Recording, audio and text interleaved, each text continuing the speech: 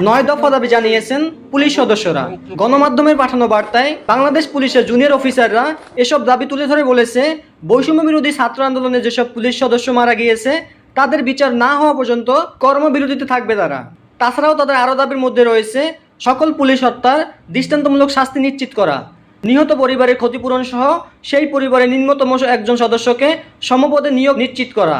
আহত সকল পুলিশ সদস্যদের সুচিকিৎসা নিশ্চিত করা ও ক্ষতিপূরণ প্রদান নিশ্চিত করা, 8 ঘন্টার বেশি ডিউটি পালনে বাধ্য না করা, 8 ঘন্টার বেশি ডিউটি পালনে ওভার ডিউটি হিসেবে গণ্য করতে হবে, শুক্রবার শনিবার সহ সকল সরকারি ছুটি ভোগের সুযোগ প্রদান করতে হবে, দেশের স্বার্থে জনগণের স্বার্থে ছুটি ছাড়তে না পারলে অতিরিক্ত কর্মদিবস হিসেবে আর্থিক বিষয় অন্তর্ভুক্ত করা হবে।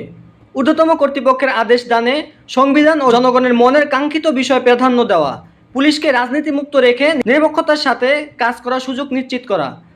পুলিশ হেডকোয়ার্টার থেকে শুরু করে সকল metropolitan police office, police lines, police হাসপাতাল, থানা, পুলিশ ফাঁড়ি, ক্যাম্পে নিরাপত্তা জোরদার করে নিরাপদ কর্মস্থল নিশ্চিত করা, যথাসময়ে সকল পদে পদোন্নতির যথাযথ পদক্ষেপ গ্রহণ করা, বৈষম্য দূর করা ও বদলির আদেশ দানে নিজ জেলার নিকটবর্তী জেলায় প্রাধান্য নিশ্চিত করা, বাংলাদেশ পুলিশ বাহিনীর মর্যাদা রক্ষায় পুলিশ সংস্কার আইন প্রণয়ন করা, যেন বাংলাদেশ পুলিশ বাহিনীর সদস্যরা সময় মতো যে কোনো সিদ্ধান্ত গ্রহণ করতে পারে। এগুলো ছিল বাংলাদেশ পুলিশের 9টি দাবি।